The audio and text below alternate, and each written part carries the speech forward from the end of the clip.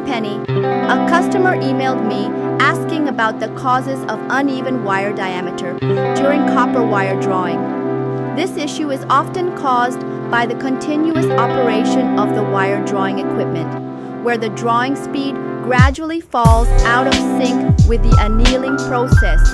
This inconsistency in traction speed, sometimes fast, sometimes slow, leads to intermittent irregularities in the wire diameter.